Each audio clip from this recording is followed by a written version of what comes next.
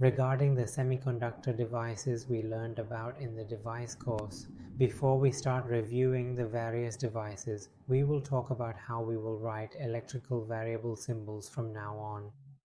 So let's see, if we were to write it like this, VDs, that means the voltage difference between the two nodes is VD minus Vs, VD and Vs. This is a node voltage. If we write VDs, it means the V at the gate pin minus the V at the source pin. The ones on the right hand side here are all node voltages, so these node voltages are referenced to ground.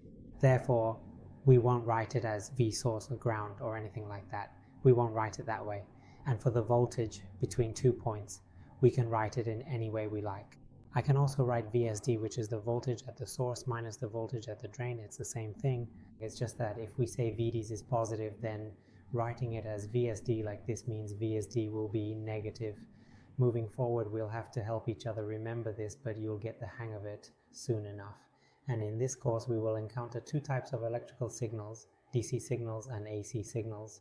In the device course, we might only encounter DC. Now that we are encountering both signals, we need to write variables to distinguish between these two types of signals. For writing variables for DC signals, we will use uppercase letters for the electrical variable and uppercase letters for the subscript as well.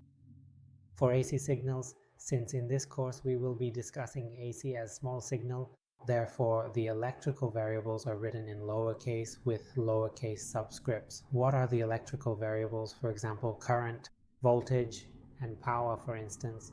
And if it's the total sum, it's written with the electrical variable in lowercase and the subscript in uppercase. This represents the sum of the DC and AC signals combined. What does this mean? It means if I say the current ID is equal to, say, 5 milliamperes, if we plot the graph against the time axis, this is the ID axis, right? What this means is that the resulting graph will be a straight line, correct? Because it's DC, the value here is equal to 5 milliamperes. Whereas if we are talking about an AC signal saying ID, this is the AC symbol, right? It has a magnitude equal to, since it's an AC symbol, we could write it as peak or peak to peak, right? I might say, how should I put it? I might say that this ID has a value of, let's say, 5 microamps. It could be a peak value or a peak to peak value, and the symbol will come out like this. You can see that, well, it indicates that the values are quite different, and the signal will come out in this form, which is an AC signal. And when these two signals are combined, when they come together, well, it might result in a signal called ID like this, which will have values such as, well, 5 milliamperes, right? Plus 5 microamperes. But that 5 microamperes is AC, you see. If we draw a graph, it would come out like this with the same time axis. So you'll get the DC component, which is 5 milliamperes. And after that, it combines with the AC part here. And when combined, the graph will look like this. This might be a bit too big, right? 5 milliamperes is just a little bit, and 5 microamperes looks like this. So it's just that thin line left, you see. This is the combination of signals between DC and AC, which we will learn about in this subject. Therefore, you need to remember how to write the variables a little bit. The first device we will talk about is the diode. You already know that a diode has a symbol like this, right? It has an anode terminal and a cathode terminal. And as we learned in the device course, we talked about 3 models for finding the operating point or the point at which it conducts current. How much is the voltage drop? I'll go through this quickly. We're talking about the ideal diode. An ideal diode means that when current flows through it, the voltage drop is 0. As you can see here, the current graph lies right on the I-axis. Vertically, the voltage drop is 0. Meanwhile, when it's reverse biased, the current is 0. So it lies along the voltage axis where the value is less than 0, right? Because it's reverse biased. The second model that we'll use in this course and also in devices is the constant voltage model. This means the diode conducts any amount of current as long as the voltage drop across it is greater than 0.7 volts, right? So we say the voltage drop across it is constant at 0.7 volts, regardless of what the current value is. As for the final model, is the most difficult one, the exponential model. which is using the diode equation itself for calculations. This equation gives the most accurate values, but if we remember, we've done this before in the device course. It takes quite a long time to use, and the accuracy isn't. These two methods don't differ much from each other. Therefore, in most practical scenarios, we tend to rely on the constant voltage model quite a bit more. If you recall our earlier discussion, we mentioned that whenever the component is operating in a forward bias state, this specific model is the one we typically turn to. The current flowing through the diode is equal to Is multiplied by the exponential of Vd divided by Vt. But if it's in reverse bias, the ID value is simply equal to negative Is. I hope you will remember that. Alright, this brings us to doing some exercises to refresh your memory. Let's save this to do in class. Or if anyone wants to try it, I can give you the answer that ID in this equation, in this circuit diagram, is equal to 1 or 1 unit. Give it a try. Now we will talk about this in this course. As I mentioned from the beginning, we will use both signals, both DC and AC. Why do we need both DC and AC? Because in this course, we mostly talk about amplifier circuits, which means taking these active devices like diodes, BJTs, MOSFETs, and so on, which are non-linear active devices. And we will use them to amplify the signals we are interested in, such as audio signals, for example. For it to be able to amplify a signal, it is necessary for it to be biased to operate within a certain operating region. And then we feed in a small amplitude signal, like audio signals, in order to amplify those signals. So let's take a moment to talk about the underlying theory for analyzing both of these signals. If you remember back to your introductory circuits class, whenever we have two independent sources, or perhaps even more than one, we need to rely on the superposition theorem. It is really the best tool we have, right? We use it to make the overall analysis much easier and more manageable, correct? It essentially allows us to break down complex problems into simpler individual parts. We will do this in a similar way, so follow along with me. For example, let's listen. We say there is a source that is a delta, which is a small signal, an AC signal, and there is also a DC signal. If these two are independent of each other, right? In a circuit, we can use the superposition theorem. However, for the superposition theorem, we must only use it with linear circuits. But in this circuit, there are diodes, and these active devices are not linear components at all. Therefore, to be able to use the superposition theorem for non-linear components, we need to use the following technique. First, we bias it with a DC voltage so that the diode conducts current at a certain value. Let's assume the diode is conducting current at this point, so it has a certain value, right? After the diode is conducting current at this voltage point, which is the bias point, we then input a small signal. Why must the signal be small? It's so that the change in current, since this graph is already the diode's characteristic curve, right, follows the curve when the current changes. Therefore, when we input, we bias at this point conducting this much current. We input a small voltage.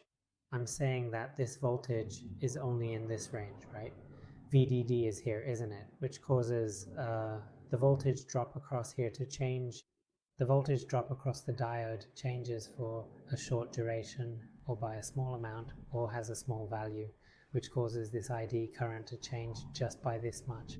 If we take a closer look at this specific section and really try to examine what is happening just within this limited range, we find that we are restricted to observing only this small portion here. Now, if we carefully analyze the data presented in the graph, we can clearly see that while the entire curve is fundamentally non-linear, if we choose to focus our attention exclusively on this very small signal range, it actually appears to behave in a perfectly linear fashion, doesn't it? That means if we consider only this specific area of the design, we can effectively apply the superposition theory to simplify our analysis. This is the core principle as clearly written here in the documentation. And it is important to understand that this relatively small change in input will cause a much larger proportional change in other parts of the circuit, which ultimately results in the signal amplification we are observing. Now let's take a closer look at this circuit. And at the specific point where there is just this small, subtle change in the input, how exactly will the diode behave? What will its state be like?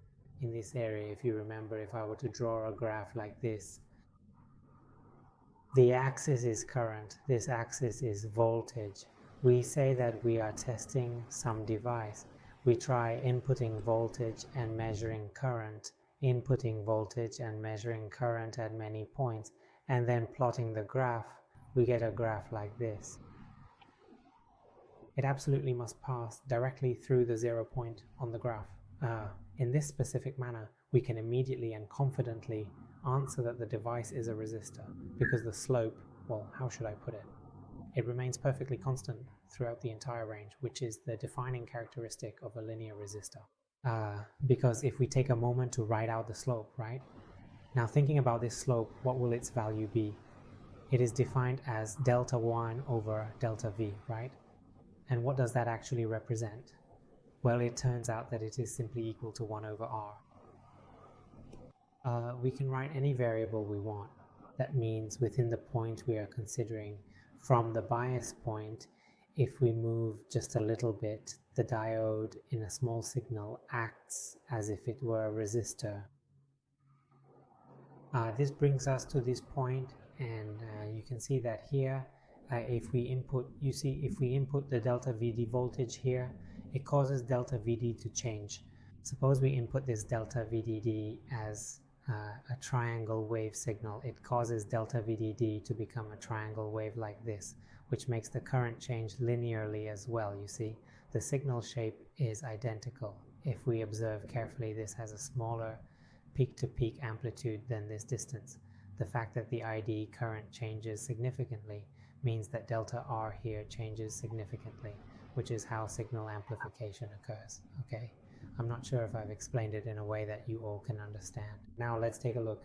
From what I mentioned earlier, that this part of the diode, if we consider just this range, it's like a resistor, right? Let's try to look at this and try to derive the equation to see if it's actually true like that. We say that at the diode we apply a voltage across it, which is a total signal, meaning it has both DC and AC components.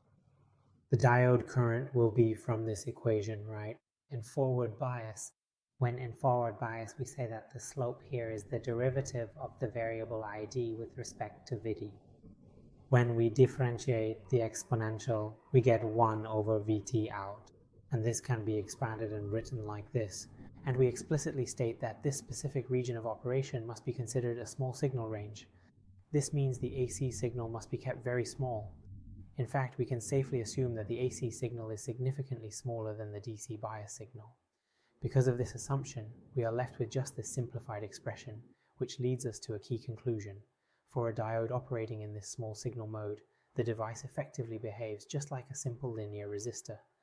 And importantly, the value of this resistance can be easily calculated using this specific equation.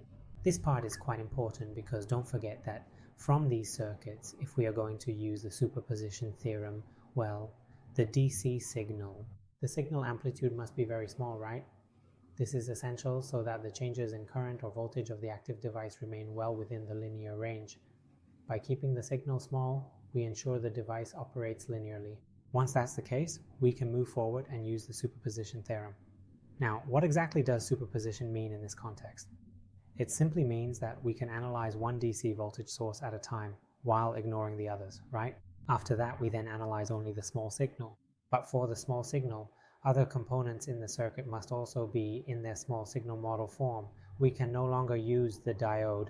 The diode is analyzed by finding the DC voltage, this VDD, to determine the current flowing through it.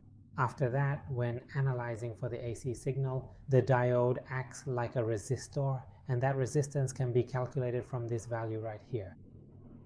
Let's try to summarize this. I hope we understand that from now on in this course, we will be analyzing. We will use the superposition theorem to analyze various circuits, specifically amplifier circuits. In this course, 80% of what we learn will be exclusively about amplifier circuits. In our analysis, we will utilize small signal modeling, which essentially means that the AC signal applied has a very small magnitude. This specific approach is crucial to ensure that active devices like diodes, BJTs, and MOSFETs have current and voltage variations that remain strictly within a narrow, predictable range. This narrow operating range is vital because it forces these devices to behave like linear components, which allows us to use the superposition theorem. In fact, that is exactly what this sentence is about, the application of superposition in circuit analysis. This means that in the analysis of various amplifier circuits, almost all of them follow this exact process. Starting with, as mentioned, small signal, right? We analyze the circuit specifically for the DC signal first to find the various operating points. After that, why do we need to find it? Because this small signal depends entirely on the bias point or operating point. Like this diode, you see RD. The RD of the diode is what? It's VT divided by the bias current flowing through it, right? That's how you get the value of RD. After that, we use the superposition theorem, right? We have already found the operating point, which is the DC signal. Then we go on to find the small signal AC signal from these circuits. For the first analysis, you don't need to include this. Just analyze it normally. After that, we move on to analyze the small signal behavior. In this specific scenario, we are left with only this simplified circuit, which represents our small signal model. While the resistance value R remains exactly the same as before, you can clearly see that this diode effectively behaves just like a simple resistor in this context. And then we analyze this circuit in small signal.